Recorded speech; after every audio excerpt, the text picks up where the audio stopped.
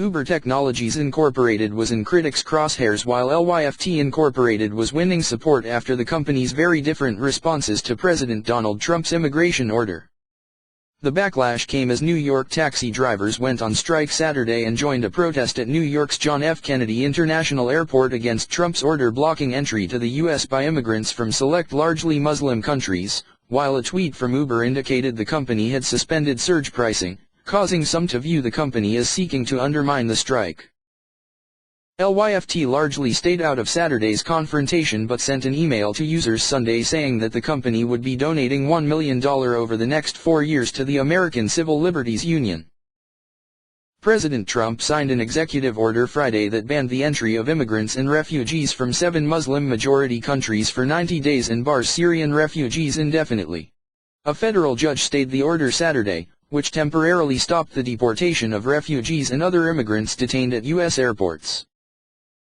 The New York Taxi Workers Alliance, with a membership of 19,000 people, had called on all drivers, including those with Uber and Lyft, not to pick up passengers from JFK and to instead join the protest. The group said its membership is largely Muslim and made up of immigrants, and that it was, in defense of the oppressed, as well as its own drivers, that it was speaking out against the ban. During that time, Uber issued a tweet promoting its service. Uber later apologized for the tweet. "We're sorry for any confusion about our earlier tweet. It was not meant to break up any strike. We wanted people to know they could use Uber to get to and from JFK at normal prices, especially tonight," an Uber spokesperson said in a statement to Market Watch. Still, consumers were not pleased, and many turned toward Lyft, which had issued a statement against the ban as well as promising the donation. "We stand firmly against these actions, and will not be silent on issues that threaten the values of our community," John Zimmer and Logan Green, Lyft's co-founders, wrote in the email. Lyft and Uber are rivals in the ride-hailing space, but Uber has a higher valuation, at $68 billion, and more funding, compared with Lyft, which has a valuation of $5.5 billion, according to the Wall Street Journal. In a blog post on Saturday, Uber CEO Travis Kalanick said his company was reaching out to drivers who would be affected and that he would bring up the policy's implications on innocent people when he meets with Trump during the next White House Business Advisory Group gathering.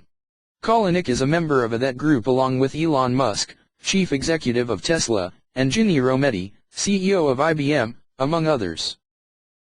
Uber said it has begun reaching out to drivers affected by the ban, including drivers who are residents but not citizens and are currently outside the country.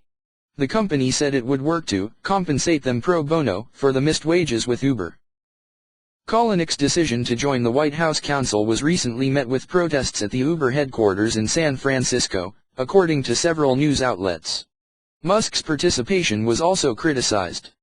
Kalanick explained in the blog post that he chose to be part of the council because he believes the company can be more effective by partnering with and speaking up to governments. "Whatever your view, please know that I've always believed in principled confrontation and just change, and have never shied away, maybe to my detriment, from fighting for what's right," Kalanick wrote.